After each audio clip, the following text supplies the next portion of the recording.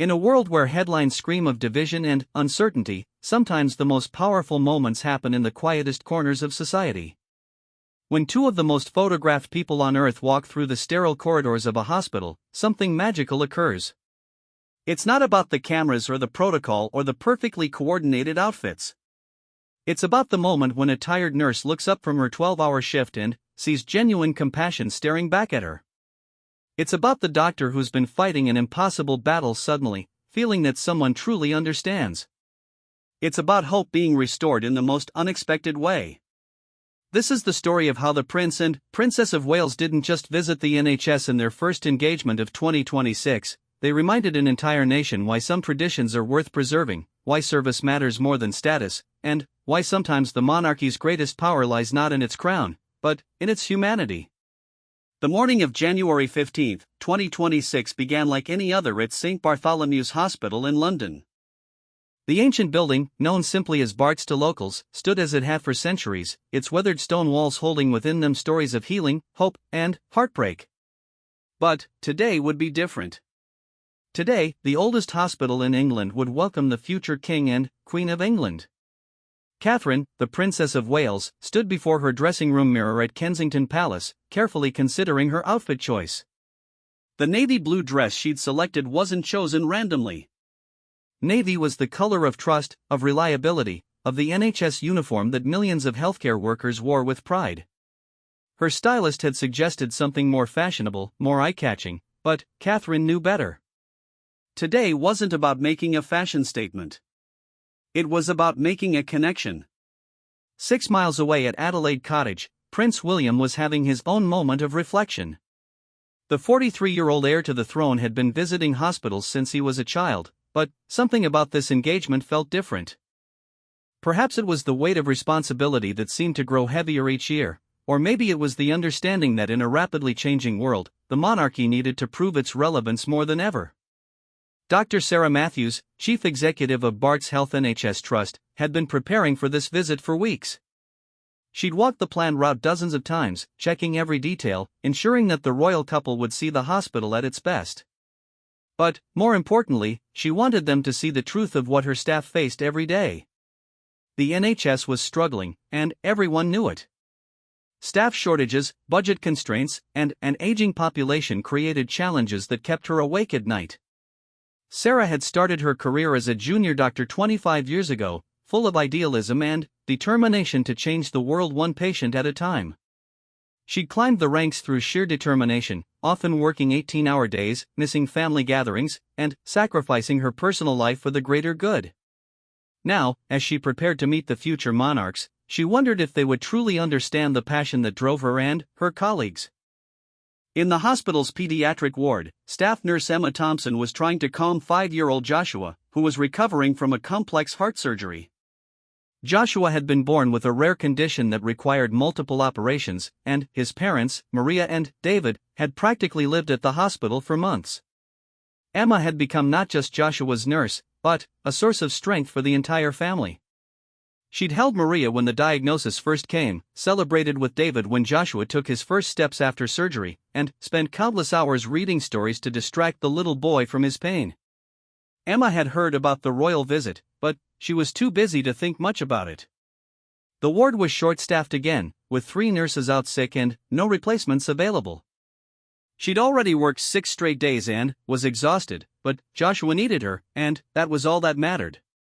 The idea that the Prince and Princess of Wales might actually stop by her ward seemed surreal. What would she say to them? What could they possibly understand about her world? Meanwhile, in the emergency department, Dr. James Harrison was dealing with the usual chaos of a London A&E. At 38, he'd seen it all, from minor cuts requiring a few stitches to life-or-death trauma cases that tested every skill he'd learned in medical school. Today was particularly busy, with a multi-vehicle accident bringing in several serious casualties just as the morning shift began.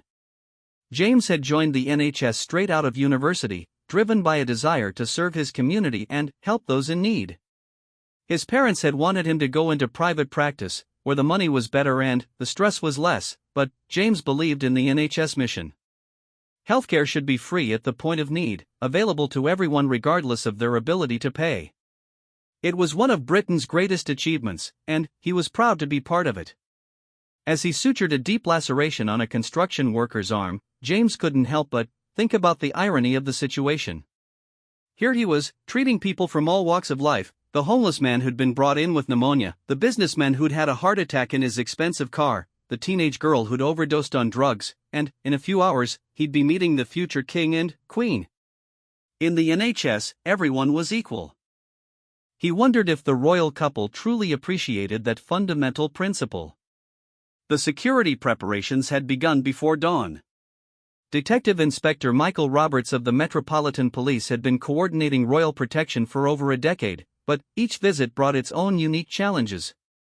Hospitals were particularly complex venues; they couldn't be completely shut down or sanitized of the public like other locations. Patients still needed treatment, ambulances still needed access, and the fundamental purpose of the institution had to be maintained. Michael walked through the hospital one final time, checking sightlines, emergency exits, and communication protocols. His team had worked closely with hospital security to ensure a seamless visit, but they all knew that in a building this size, with this many people coming and going, risks could never be completely eliminated. The key was balancing security with accessibility, allowing the royal couple to do their job while keeping them safe. At 9:30 a.m., the distinctive sound of helicopter rotors echoed across London as the royal aircraft approached the hospital's landing zone. Inside, Prince William was reviewing his briefing notes one final time. He'd learned about the hospital's history, its current challenges, and the specific departments they'd be visiting. But he knew that the real education would come from the people they met: the doctors, nurses, patients, and families who lived this reality every day. Catherine checked her appearance one last time, ensuring that her dress was wrinkle-free and her hair was perfect. She understood that her image would be scrutinized in every photograph, but, more importantly, she knew that her demeanor would set the tone for the entire visit. She needed to be warm but professional, interested but not intrusive, royal but relatable. As the helicopter touched down on the hospital's roof, a small crowd of staff members gathered at the windows to catch a glimpse of the arriving royals. Many of them had never seen a member of the royal family in person, and, despite their best efforts to remain professional, there was an undeniable excitement in the air. Dr. Matthews stood at the entrance with the hospital's senior management team, waiting to greet their distinguished visitors. She'd met royalty before. Prince Charles had visited the hospital several years earlier, but this felt different. William and Catherine represented the future of the monarchy, and their engagement with the NHS would send a powerful message about the institution's relevance in modern Britain. The elevator carrying the royal couple descended slowly through the floors of the hospital, passing through decades of medical history. Each floor told a story: the cancer ward where breakthrough treatments were being developed, the maternity unit where new life entered the world every day, the intensive care unit where battles between life and death were fought with cutting-edge technology and unwavering determination. As the doors opened on the ground floor, Prince William and Princess Catherine stepped into a world that was both familiar and foreign. They'd visited hospitals before, but always with the knowledge that they could leave at any time, return to their comfortable lives, and never face the daily pressures that defined this place. Today, they were here to listen, to learn, and to understand what it truly meant to serve others in the most challenging circumstances. The first handshakes were exchanged, formal introductions made, and smiles offered all around. But, beneath the polished surface of royal protocol, something deeper was beginning to stir. This wouldn't be just another photo opportunity or ceremonial duty. This would be a journey into the heart of public service, a reminder of why institutions like the monarchy and the NHS existed in the first place: to serve others, regardless of personal cost or convenience.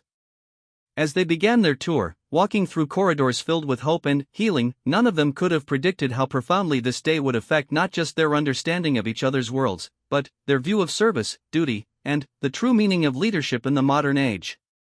The cameras were rolling, the public was watching, but what mattered most was happening in the quiet moments between the scheduled events: the real conversations, the genuine connections, and the slowly dawning realization that sometimes the most important work happens far from the spotlight, in places where compassion matters more than crowns. The first stop on their carefully planned route was the emergency department, where Dr. James Harrison waited with a mixture of nervousness and curiosity.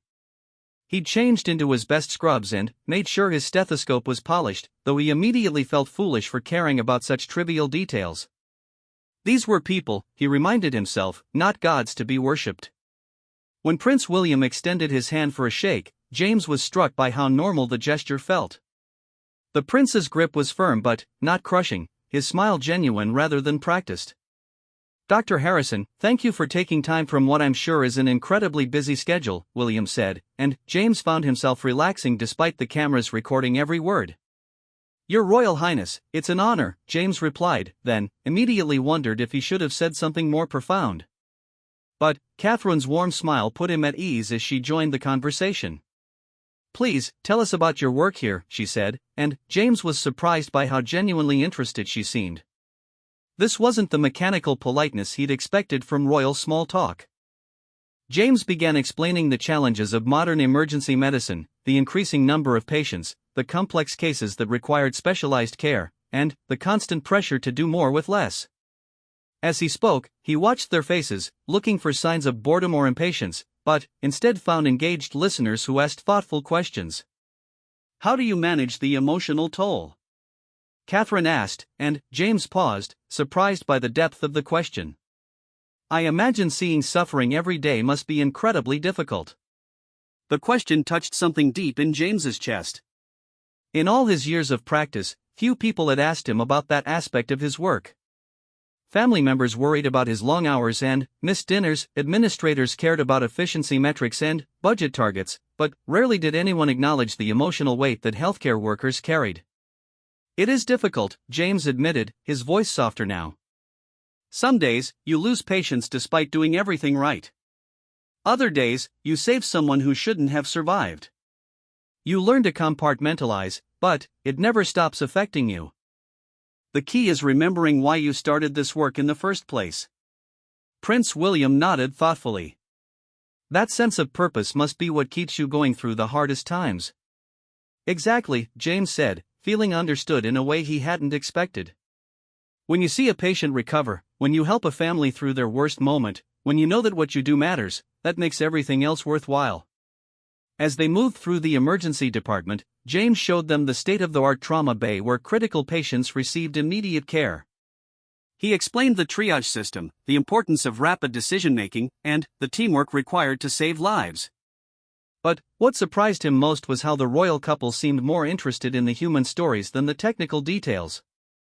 They met Sarah, a paramedic who'd been with the London Ambulance Service for 15 years. She was taking a rare break between calls, and her uniform showed the wear of someone who'd been working hard all night.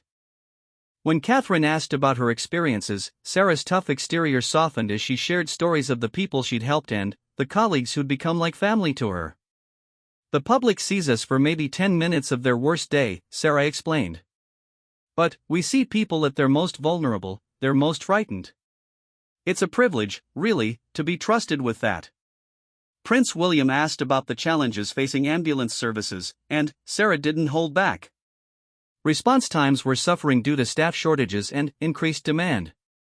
Equipment was aging and needed replacement. The job was physically and emotionally demanding, with wages that barely reflected the skill and dedication required. "But you continue because you believe in the mission," Catherine observed, and Sarah nodded emphatically.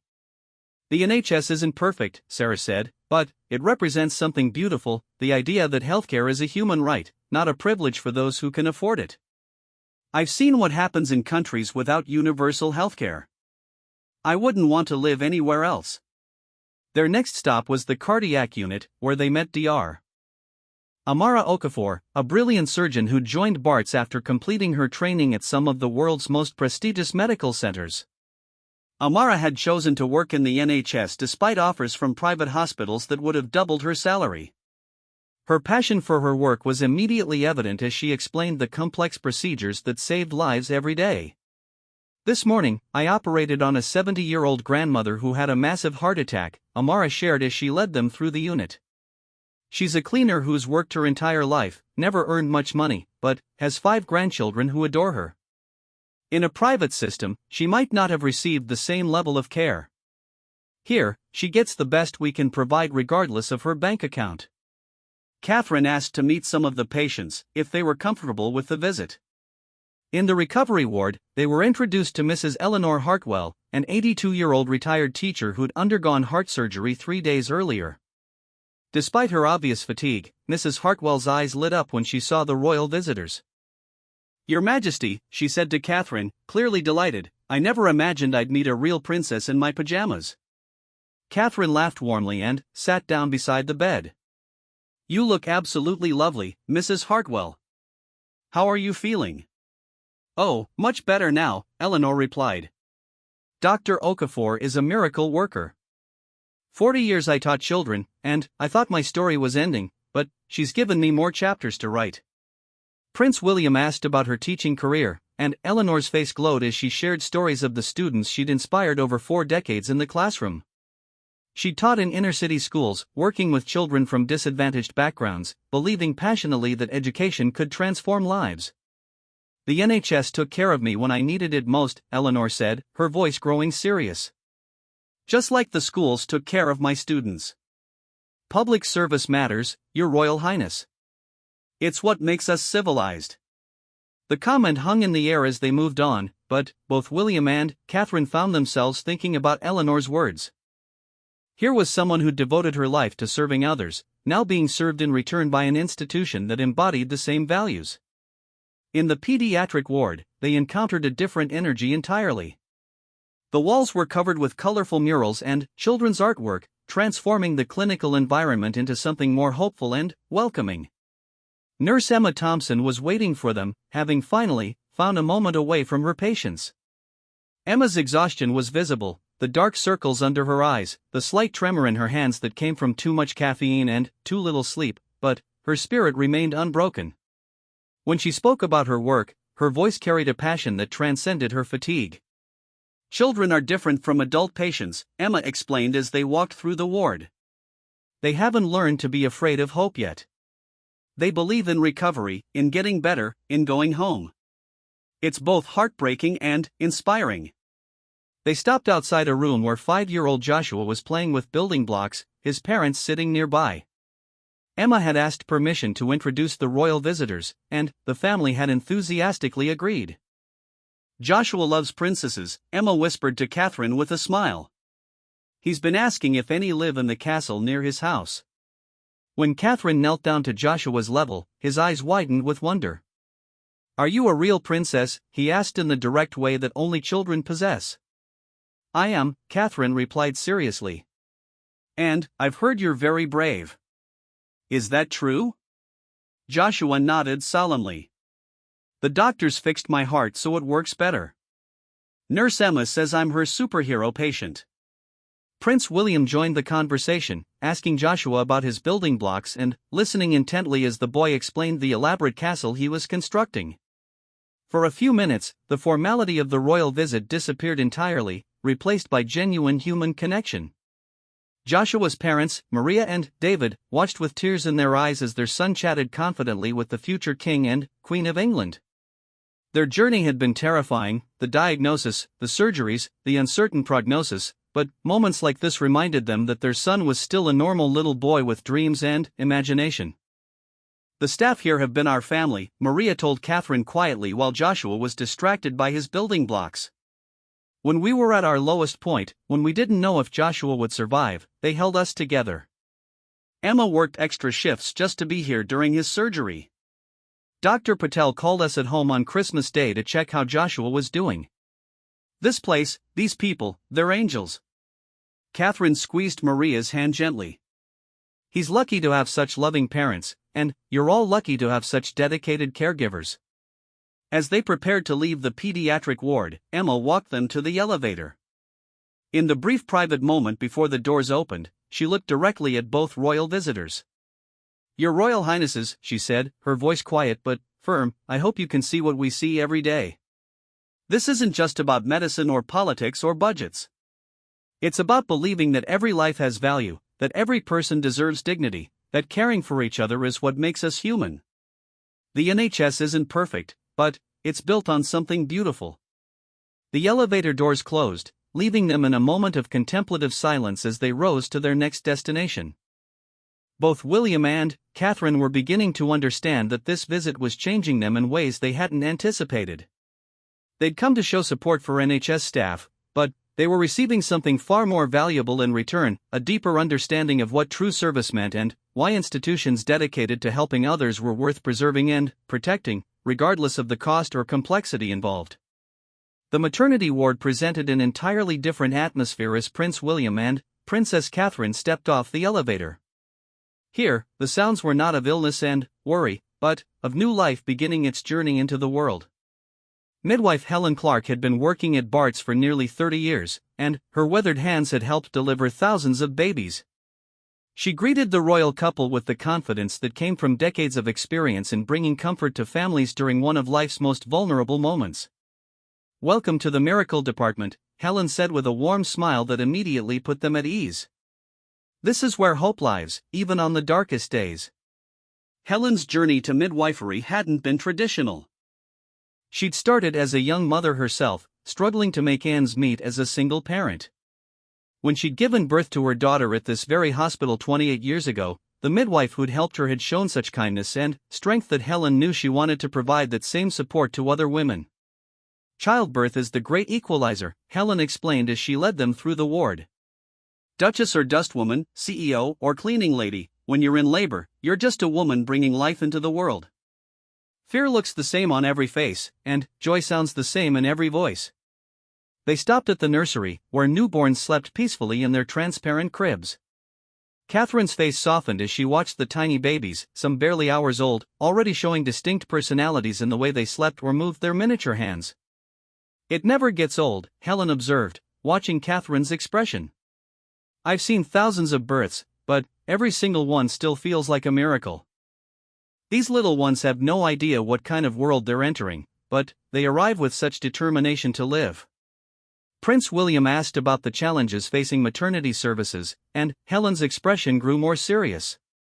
Funding pressures meant fewer midwives, longer hours, and less time for the individualized care that made such a difference during labor and delivery. Some units across the country had been forced to close, making the remaining ones struggle to meet demand. "We do our best," Helen said, "but sometimes I worry that we're so focused on meeting targets and managing budgets that we forget these are the most important moments in people's lives. A woman should feel safe and supported when she's giving birth, not rushed or processed like she's on an assembly line." They were introduced to Dr. Priya Sharma, a consultant obstetrician who'd recently joined the hospital after completing advanced training in high-risk pregnancies. Dr. Sharma had turned down lucrative offers from private clinics because she believed that all women, regardless of their financial circumstances, deserved access to the best possible care during pregnancy and childbirth. "I specialize in cases where things don't go according to plan," Dr. Sharma explained. "Women with diabetes, heart conditions, previous pregnancy complications, conditions that require specialized monitoring and care.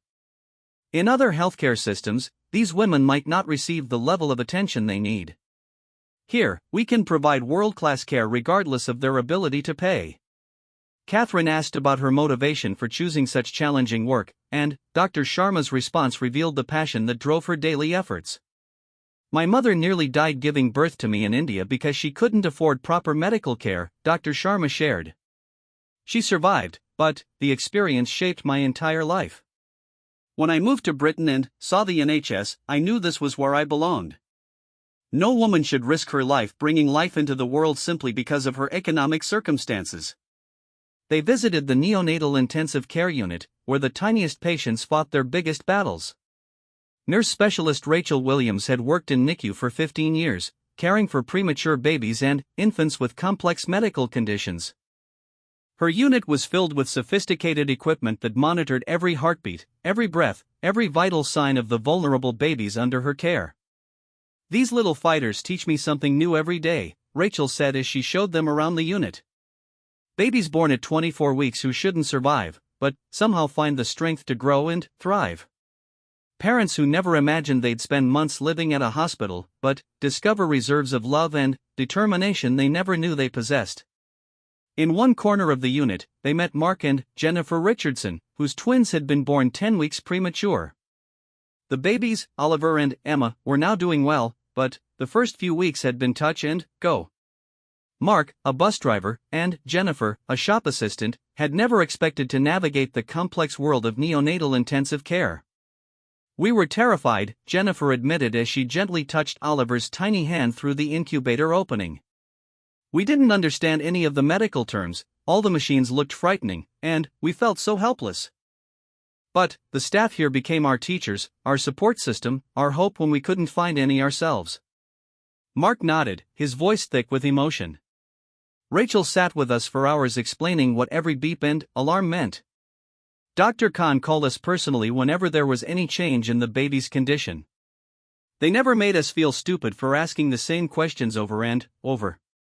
Prince William asked about the long-term outcomes for premature babies, and Dr. Khan, the lead neonatologist, explained how advances in medical technology and specialized care had dramatically improved survival rates and long-term development prospects. 20 years ago, babies born at the gestation Oliver and Emma were born had much lower chances of survival and higher risks of long-term complications, Dr. Khan explained. Now, with better understanding of premature infant physiology and improved treatments, many of these children go on to live completely normal lives." The conversation shifted to the challenges facing the unit. Dr. Khan spoke candidly about the shortage of specialized nurses, the cost of maintaining state-of-the-art equipment, and the emotional toll that working with critically ill infants took on staff members. "We lose colleagues to burnout and better-paying positions in private healthcare," Dr. Khan admitted. "It's hard to compete financially, so we have to rely on people's commitment to the mission. Fortunately, most people who choose to work in NICU are here because they believe in what we're doing, not because of the salary." Catherine spent several minutes talking with Rachel about the emotional aspects of her work. How did she cope with losing babies despite everyone's best efforts? How did she maintain hope when facing situations that seemed hopeless? "You learn to celebrate every small victory," Rachel explained. A baby taking their first breath without assistance, a mother finally able to hold her child, a family going home together after months of uncertainty. "You also learn that sometimes the most important thing you can do is help a family say goodbye with dignity and love." Their next stop was the cancer ward, where the atmosphere was different yet again. Here, patients and families faced uncertain futures with courage that was both heartbreaking and inspiring. Dr. Michael Chen, the lead oncologist, had chosen cancer medicine because he believed in the power of hope combined with cutting-edge science to change outcomes that had once been considered hopeless. "Cancer treatment has changed dramatically in just the past decade," Dr. Chen explained as he walked them through the unit. "Treatments that didn't exist 5 years ago are now saving lives. Immunotherapy, targeted therapies, precision medicine, we're in a golden age of cancer treatment, but only if patients can access these advances." They met Sarah Henderson, a 43-year-old mother of 2 who was receiving treatment for breast cancer. Sarah had been diagnosed 6 months earlier during a routine screening and had undergone surgery followed by chemotherapy. Her positive attitude was remarkable given the circumstances. "The diagnosis was terrifying," Sarah admitted. "You think about your children, your husband, everything you might miss. But, from the moment I walked into this hospital, I felt like I was surrounded by people who understood exactly what I was facing and were determined to help me beat this." Sarah's husband, Paul, had taken leave from his job as an accountant to be with her during treatments. Their children, aged 12 and 14, were learning to cope with their mother's illness with the support of the hospital's family counselors. "The medical care is just one part of what this place provides," Paul explained. "They've helped our whole family understand what's happening, deal with our fears, and maintain hope for the future." Sarah's not just a patient here, she's part of a community that's committed to helping her get well. Catherine asked Sarah about her hopes for the future, and Sarah's response revealed the depth of her determination. "I want to see my children graduate, get married, have children of their own," Sarah said simply. "This disease tried to steal my future, but, with the help of everyone here, I'm fighting to reclaim it. Every day I'm alive is a victory, and I'm planning to accumulate a lot of victories." Dr. Chen introduced them to members of his research team, who were working on clinical trials for new cancer treatments. The hospital's participation in cutting-edge research meant that patients had access to potential breakthrough therapies years before they became widely available. "Research is hope with a laboratory behind it," Dr. Chen said. Every patient who participates in a clinical trial is not only potentially helping themselves but also contributing to knowledge that might save lives for decades to come. The royal couple met Dr. Lisa Wong, a research fellow who was investigating new approaches to treating pancreatic cancer, one of the most challenging forms of the disease. Her work was meticulous, methodical, and driven by the knowledge that every small advance could translate into extended life for patients facing this diagnosis. The work can be frustrating, Dr. Wong admitted. Research moves slowly, and, for every promising lead, there are dozens of dead ends. But, when you meet patients who are alive today because of treatments that were experimental just a few years ago, you remember why persistence matters. As they concluded their visit to the cancer ward, both William and Catherine found themselves deeply moved by the combination of medical expertise, research innovation, and human compassion they'd witnessed.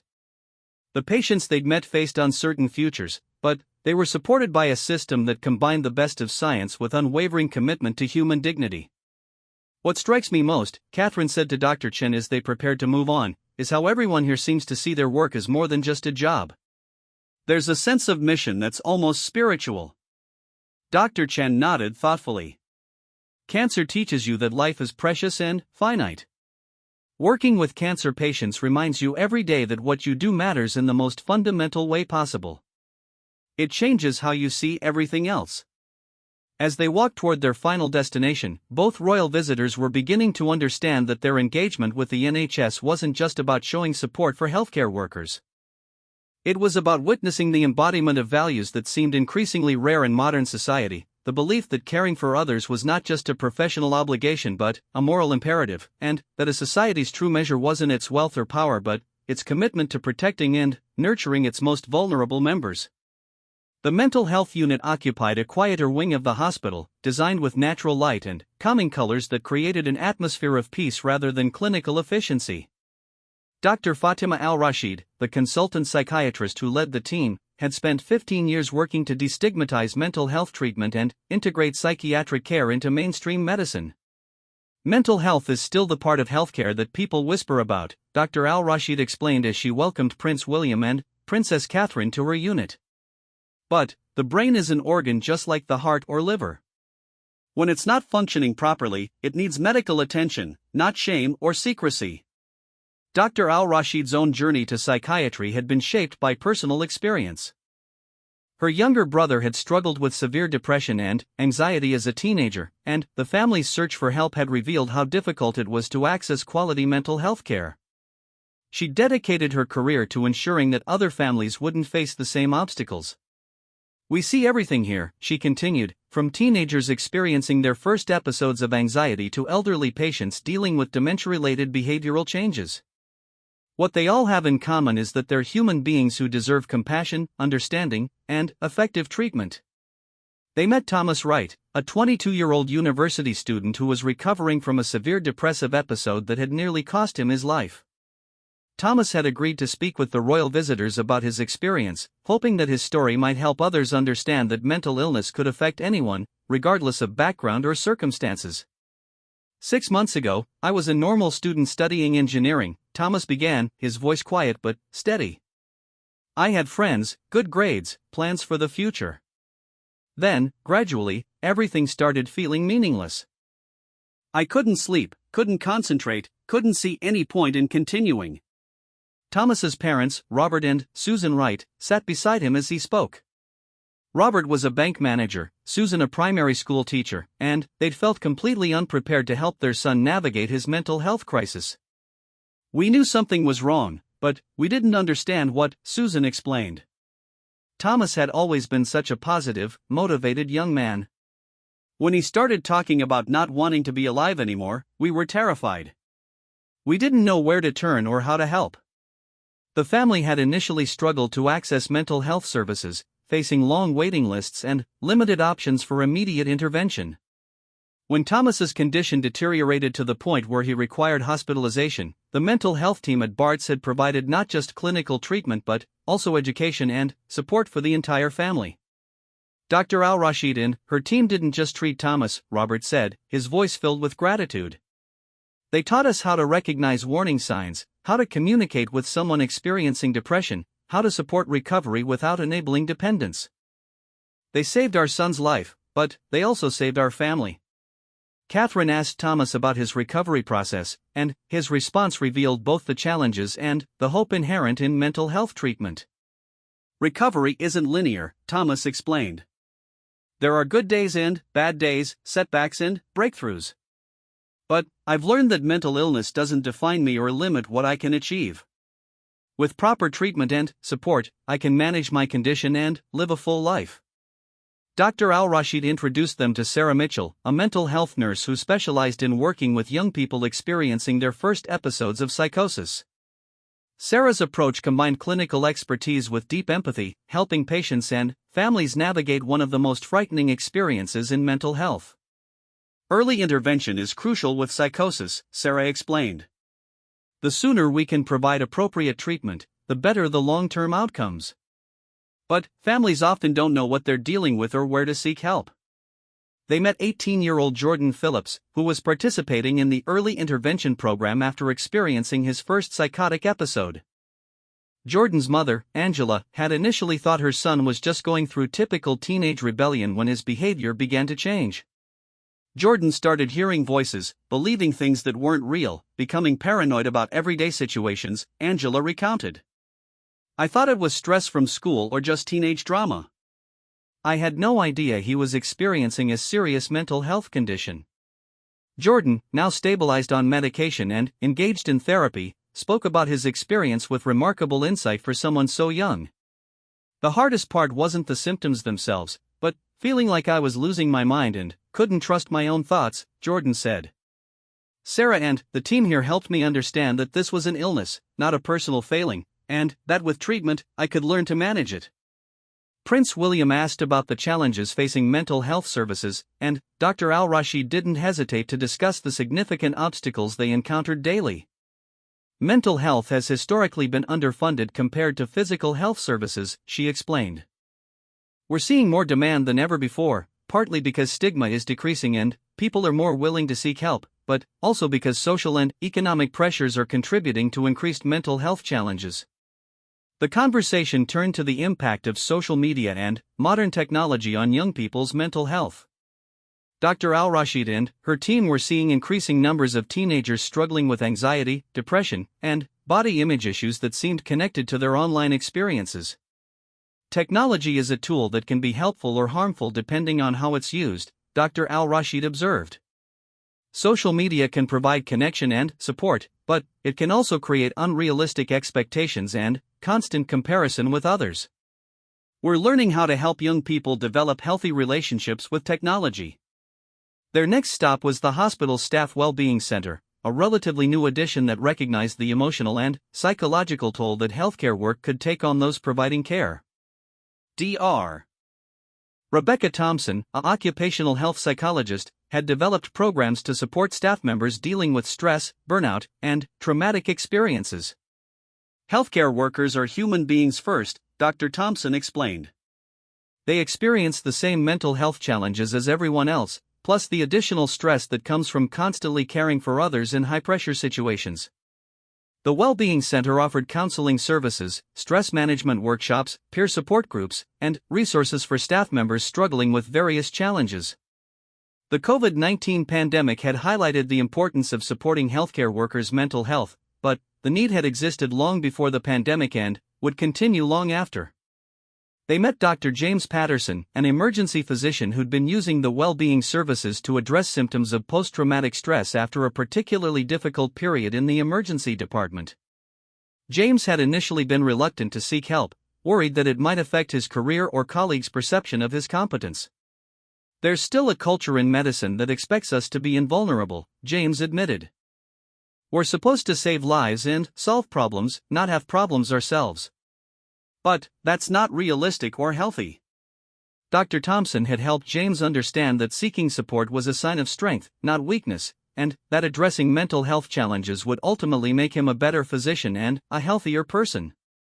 The irony is that doctors who don't take care of themselves can't provide optimal care for their patients, Dr. Thompson observed. Supporting staff well-being isn't just good for the individuals involved, it's essential for the quality of patient care. Catherine asked about the broader implications of healthcare worker burnout, and Dr. Thompson's response highlighted a crisis that extended far beyond individual hospitals. We're losing experienced healthcare workers to burnout and stress-related illnesses at a rate that's unsustainable, she explained. Every nurse or doctor who leaves the profession because of mental health challenges represents years of training and expertise that's lost to the system. The royal couple was introduced to Maria Santos, a critical care nurse who'd been struggling with anxiety and depression after caring for COVID-19 patients during the worst phases of the pandemic. Maria had witnessed more death and suffering in 2 years than she'd expected to see in an entire career, and the emotional impact had been overwhelming.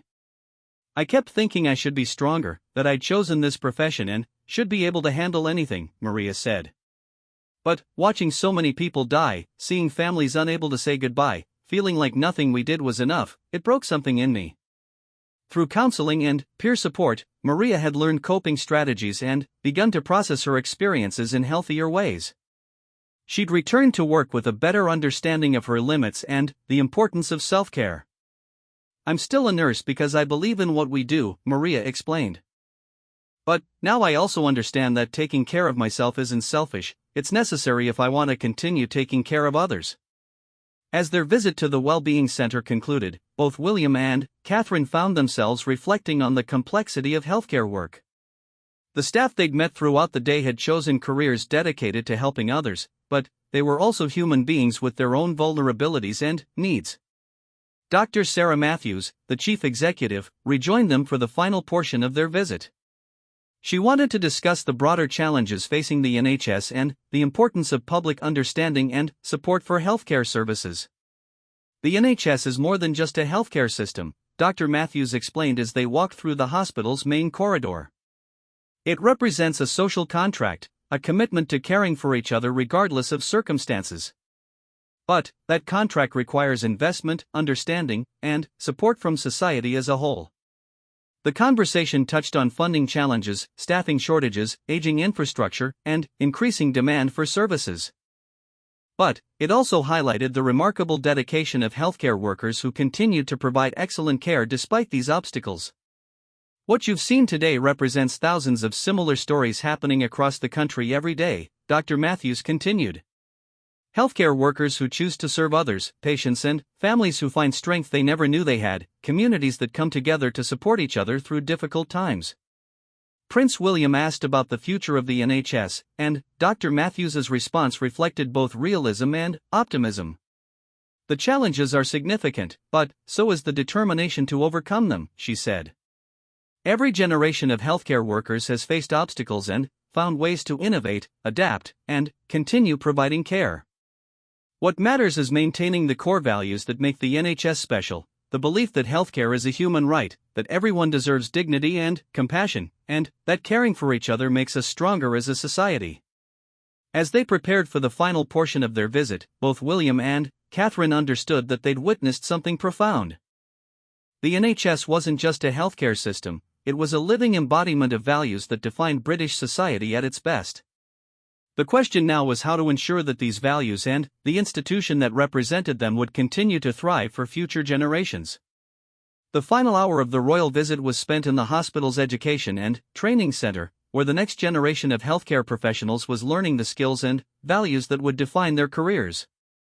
Professor David Kumar, Director of Medical Education, had spent decades training young doctors and nurses, watching them transform from eager students into confident healthcare providers. This is where it all begins, Professor Kumar explained as he led Prince William and Princess Catherine through the simulation laboratory. We can teach clinical skills and medical knowledge, but what really matters is helping these young people understand the responsibility they're taking on. The simulation lab contained sophisticated equipment that allowed medical students to practice procedures on mannequins that could replicate virtually any medical emergency. Students could make mistakes, learn from them, and develop confidence in a safe environment before treating real patients. They watched a group of second-year medical students working through a cardiac arrest simulation. The students moved with increasing confidence as they performed CPR, administered medications, and communicated with each other as a team. Their instructor, Dr. Amanda Foster, provided guidance and feedback while allowing them to learn through experience. These students are remarkable, Dr. Foster told the royal visitors. They've chosen one of the most challenging careers possible, knowing that they'll face years of difficult training, long hours, and enormous responsibility. But they're here because they want to help people. Catherine asked one of the students, 22-year-old Amara Okafor, about her motivation for choosing medicine. Amara's response reflected the idealism and determination that drew people to healthcare careers. My grandmother received incredible care from the NHS when she had cancer, Amara explained. The doctors and nurses didn't just treat her disease, they treated her with dignity and compassion during the most frightening time of her life. I want to provide that same level of care for other families. Prince William asked about the challenges of medical education, and Professor Kumar discussed the balancing act between training competent clinicians and maintaining the humanistic values that define excellent healthcare. Technical skills can be taught relatively easily, Professor Kumar observed. What's harder to teach is empathy, compassion, and the ability to see each patient as a unique individual with their own fears, hopes, and needs. Those qualities can't be memorized from textbooks. They met nursing student Rebecca Chen, who was completing her final year of training and would soon qualify as a registered nurse. Rebecca had chosen nursing after working as a healthcare assistant and seeing firsthand the impact that skilled, caring nurses could have on patient outcomes. Nursing is about being present with people during their most vulnerable moments, Rebecca explained. It's technical and scientific, but it's also deeply human. You're not just monitoring vital signs or administering medications, you're providing comfort, advocacy, and hope. Rebecca's clinical instructor, Helen Clark, whom they'd met earlier in the maternity ward, spoke about the evolution of nursing education and practice over her 3-decade career. Nursing has become increasingly sophisticated, Helen observed. Today's nurses need advanced clinical skills, critical thinking abilities, and the capacity to work with complex technology. But the heart of nursing, caring for people, remains unchanged. The conversation turned to recruitment and retention challenges facing healthcare education. Professor Kumar explained that while many young people were attracted to healthcare careers, the demands of training and practice meant that not everyone who started the journey would complete it. We lose students and newly qualified practitioners for various reasons, Professor Kumar admitted. The emotional demands, the physical requirements, the work-life balance challenges, healthcare careers aren't suitable for everyone. Our job is to prepare students realistically while supporting them through the difficulties. They visited the library and study areas where students spent countless hours learning anatomy, pharmacology, pathophysiology, and hundreds of other subjects essential to safe practice. The dedication required was evident in the stacks of textbooks, the late-night study sessions, and the determination visible on students' faces as they prepared for examinations that would determine their professional futures. Dr. Matthews rejoined them for a roundtable discussion with senior staff members about the future of the NHS and healthcare in Britain.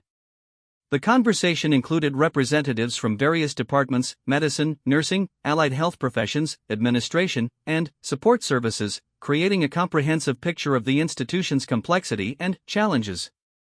The NHS faces an uncertain future, Dr. Matthews began honestly. Demographic changes mean an aging population with more complex health needs. Technological advances create new possibilities but also new costs. Social and economic pressures affect both patient health and our ability to recruit and retain staff. Dr. Chen from the oncology department raised the issue of research funding and the importance of maintaining Britain's position as a leader in medical innovation. The discoveries we make today become the standard treatments of tomorrow, he explained. But research requires sustained investment and support. Countries that reduce their commitment to medical research quickly fall behind in their ability to provide cutting-edge care. Nurse Helen Clark spoke about the practical challenges of delivering care with limited resources and increasing demands. Every day, we're asked to do more with less, she said. More patients, more complex conditions, more documentation requirements, but fewer staff and tighter budgets. At some point, something has to give, and we can't let it be the quality of patient care. Catherine asked about the role of technology in addressing these challenges, and Dr. Patterson from the emergency department offered his perspective.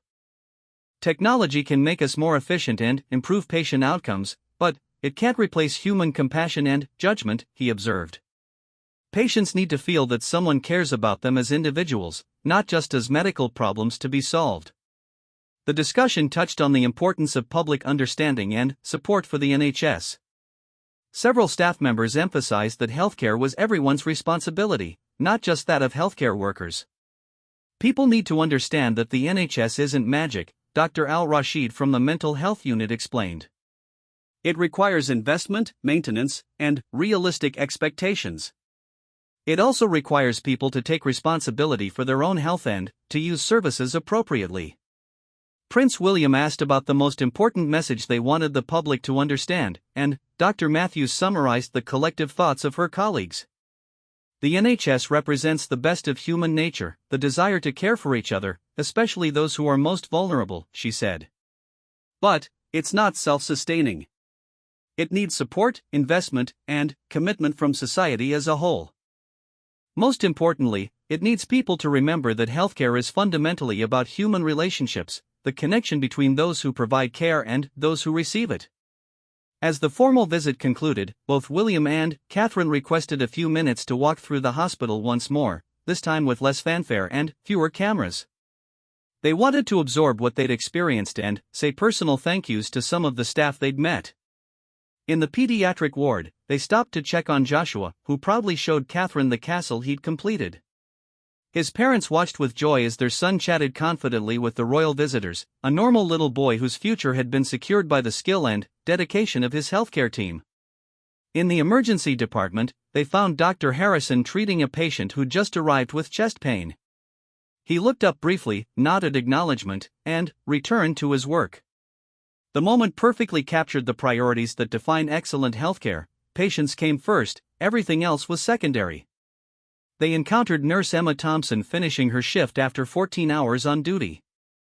Her exhaustion was evident, but so was her satisfaction with the day's work. 3 of her patients were going home, 2 were showing significant improvement, and 1 family had received news that their child's latest test results were encouraging.